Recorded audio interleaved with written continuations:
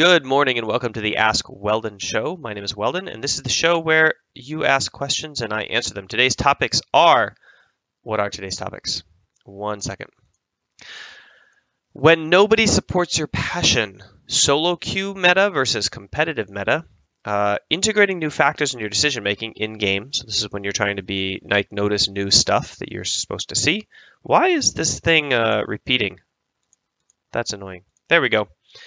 And using voice comms to talk to your team in Overwatch or any other competitive game. Those are the topics and the questions for the day. You can always submit your own question on my Discord, which is linked below the video or beside the video or wherever they put the description nowadays, or whatever, from whatever platform you're watching this on. And I prefer audio questions. You can ask an audio question by using, a voice memo app, which I've linked in my Discord channel, or by using the bot on the Discord and by throwing the MP3 in that channel, or you can type your question, and as you can see in the rest of the show, they will pop up on screen right over there for you to read and for me to enjoy as well. So without further ado, why don't we jump into the show? First question today. This one is from Twitter, by the way. You can also ask the questions from Twitter using the hashtag AskWeldon. And this one is from Rodrigo Pieda. I recently got into plat in Overwatch. Should I start using voice comms? I mute everyone on the beginning of every match and never join voice chat. Also, what is your general opinion on voice comms in solo queue? Rodrigo, I believe that the reason you got plat is because you do mute your voice comms at the beginning of every match and you're able to focus on your own play. I would recommend, as long as your goal is to climb, that you do that you mute all of your voice comms at the beginning of every match and you focus on optimizing your own play, on reading the body language of your teammates and your opponents, and on trying to essentially maximize your visual input and sound input without any extra information sharing. I do not think that comms are used for any sort of performance boost. I believe they're mostly a distraction. You need your full focus. The more focus you have on performance, the higher it can be. The more focus you have on learning, the higher it can be. The less you have to deal with emotions and other junk in solo queue, the more that you can focus on learning and on performance.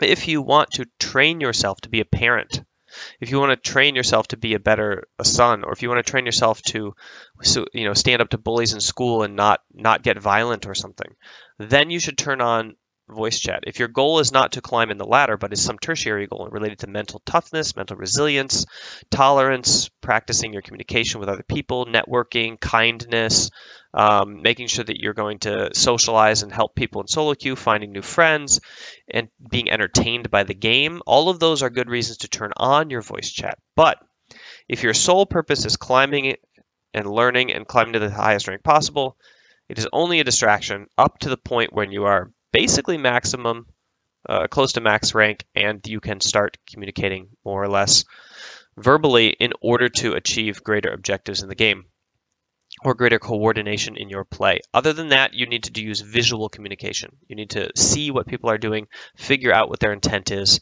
and then join the plan essentially without any sort of voice comm. It's not strictly necessary in my opinion.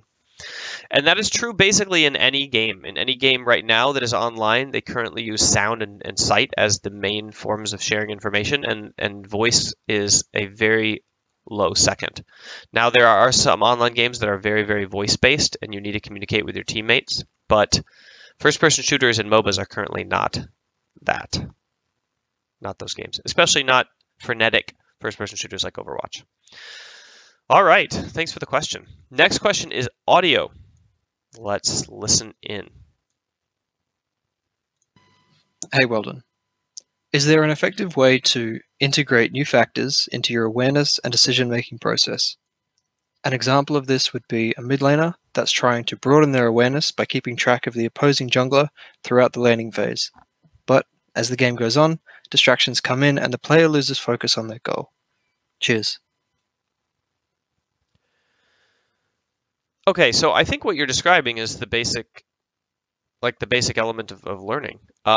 So there's this field of research called expertise research, development of expertise. It's a psychological science, I believe, also maybe a neurological one. I'm not really sure about that.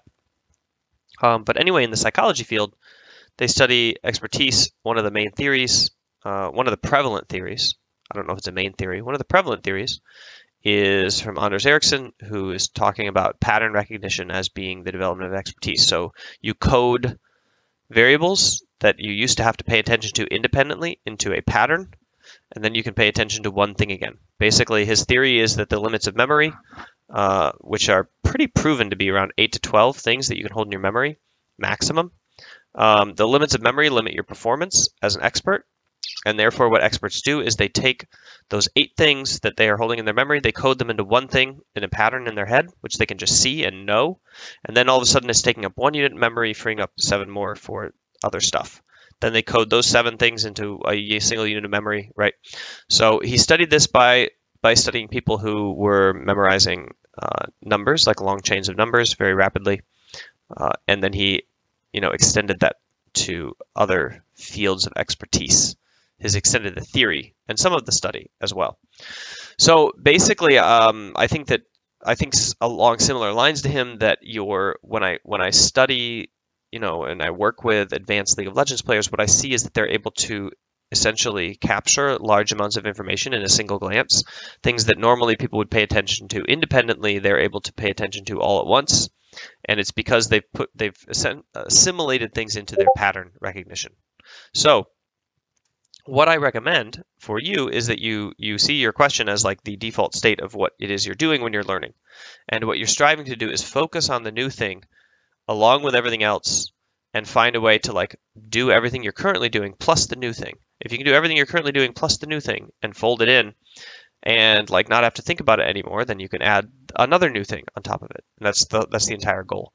So how do you do this? That is the $1 million question. If I could answer that for everybody, you would all be challenger. But the basic idea is it's a learning skill. So your capability to focus, to study, and to learn are all relevant to this skill of developing expertise. It's also a volume-based thing. We know that the more volume training you do, the better. But volume training with focus is better than autopiloting. Volume training without focus in League of Legends doesn't lead to much.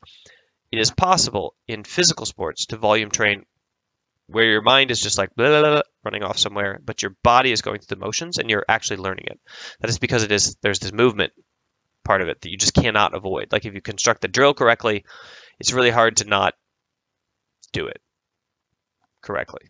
So that is possible. But in esport, right now, the brain is the weapon of choice for doing drills. You don't get to do drills. You can't like just do like 500, soccer juggles like you can with a soccer ball, or soccer passes like you could with a friend in soccer. So you have to essentially drill 3 times a game when the jungler visits your lane and you notice it. Right? That's your drill. So when those moments pop up in the game, you need to have intense focus in order to try to incorporate as much as you can into your expert patterns. And the more you're able to run into those situations, the better. So anything you can do to kind of increase your chances of running into a certain situation or trying to learn or incorporate into your, as you said, like your factor into your decisions, the better, which is why a lot of the drills that I design for players on this show and otherwise involve forcing the game into some sort of weird state where you repeat it. So for example, if I'm learning Talon, I will always roam at level 6, period. Even if I'm super low life, I will roam at level 6 because I will be like, well, I'm punishing myself for not being high enough life, for not taking care of myself at levels 5 and 4 so that I could accomplish my level 6 roam, but I ding level 6 and I'm out of the lane and I go and I try to kill somebody and I feed and I lose and it's all my fault, and I remember it more and learn much more from that experience because I forced myself to suffer the consequences of the game, and I force the drill upon myself anyway, right? And then maybe I do pull off a sweet ass roam, and oops, sweet roam, and there we go. Okay, question number 3. This is a question from the Discord. Whoa. I'm currently a jungler on a Master Challenger team. Should I be practicing the solo queue meta so I can climb higher and play versus better players, or should I be practicing the competitive meta and get better at learning multiple champions but stay a lower ELO? For example, I could one-trick Warwick with Red Smite and get Challenger, or I could play 4 to 5 champs and buy Green Smite and build tank like I would during scrims. Okay, that 808 gamer, this depends on your goals. I would say that if your goal is to... if your goal If your goal is to get into the Challenger League on a Challenger team, or an academy team as they call them nowadays, or to get a scholarship to a school or something like that, then you want to be a very consistent high-ranked player that is networked very well with high-ranked players. So whether or not solo queue or your Master Challenger team is the answer for that is something you need to look at. Like, are the people on your team the people that you want to network with in order to get to your goals? Is that Master Challenger team your actual goal? Like playing on there and winning and having fun with friends, is that your ambition? Is your ambition to be on an academy team or something?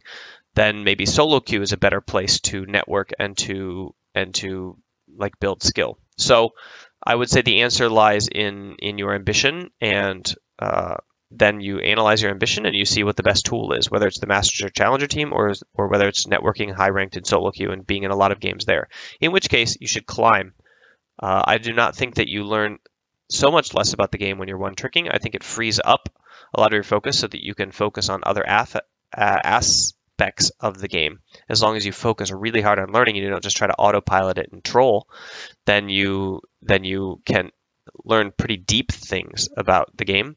You should maybe think about one-tricking a champion that is like super OP in the meta of competitive overlapping with solo queue a little bit, and one-tricking that champion, because if you can get really high ranked that way, then you're a little bit more liable to be able to show off to the people in high ranked solo queue. But I am a fan of one-tricking. I am a fan of one-tricking to climb. I'm a fan of one-tricking to climb for the purposes of going pro and networking in high-ranked solo queue. I think that I'm also a fan of you just like having fun on your team. People just joining teams and having fun and focusing on that. So the answer lies completely within your goals. Sorry, I can't provide more insight than that. It might not be necessary that you stay at low ELO to do competitive meta 2. It might be possible for you to climb with. It might be possible for you to have your cake and eat it too. I'm not sure this question is mutually exclusive. I think maybe you just have to get better at meta champions. You just climb slower, that's all. Okay, final question coming up. Before I jump into the last question, updates.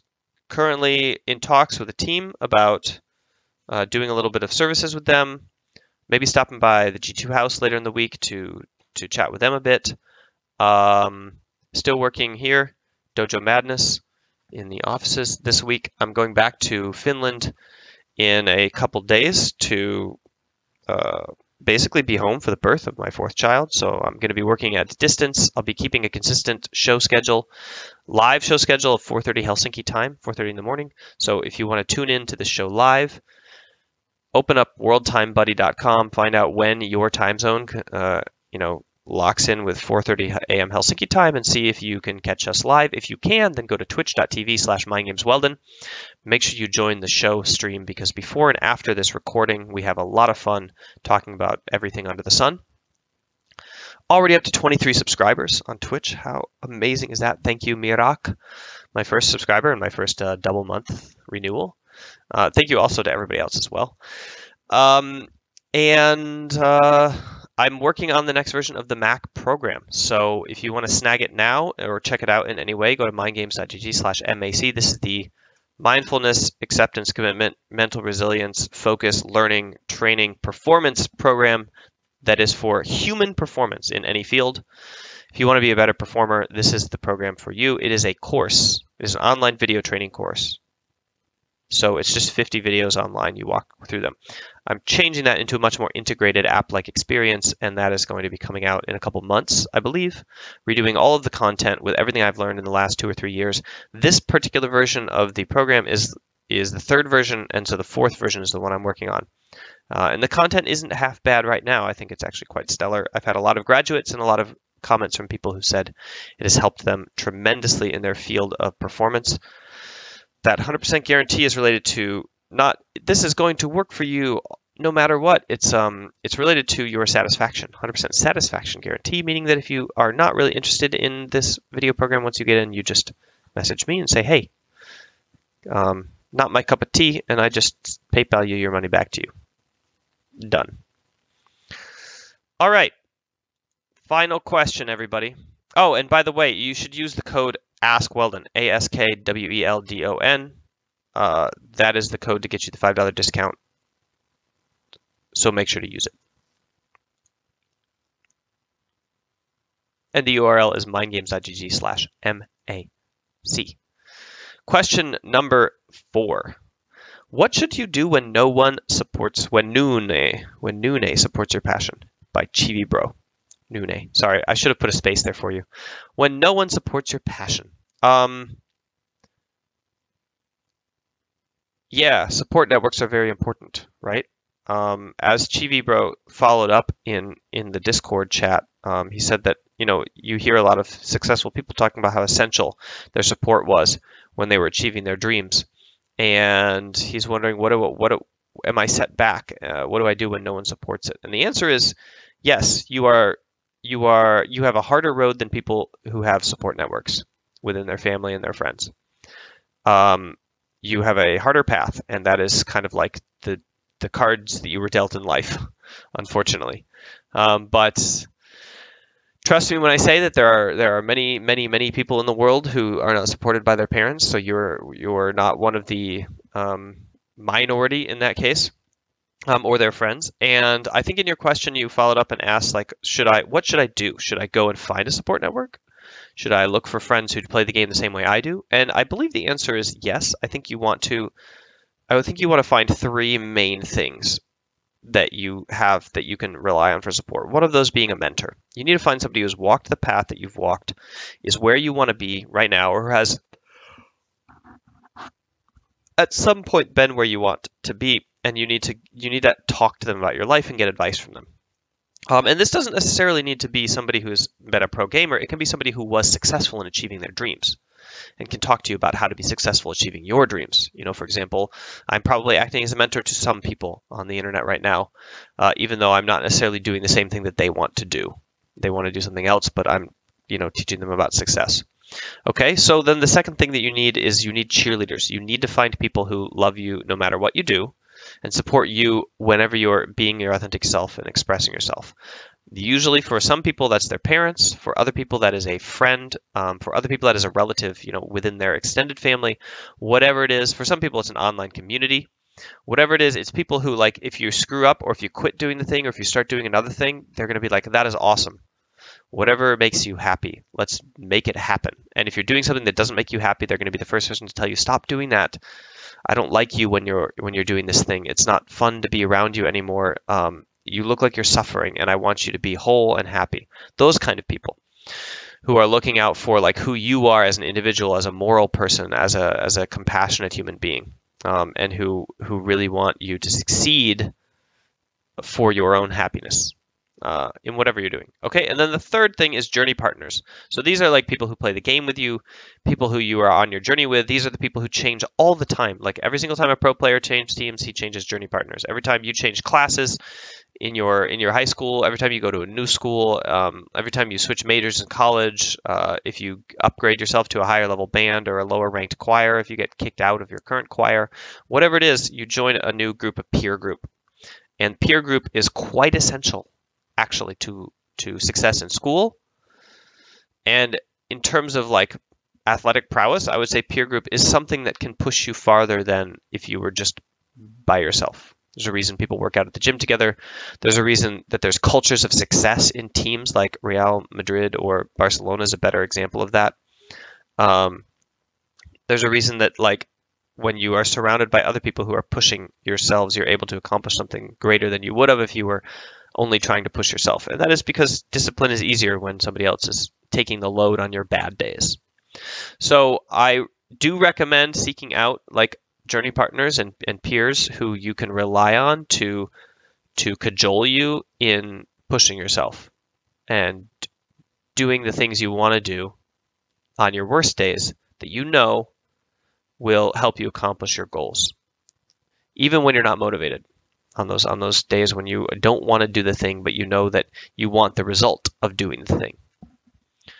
All right, thanks for the questions today, guys. I appreciate the attention, and as always, make sure to share this video with somebody who no one supports their passion.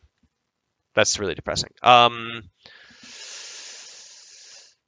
what is it you're supposed to do on YouTube? Like this video, subscribe to my channel. Obviously, if you are watching this video, you probably already subscribed to this channel because those are the people who are watching my videos.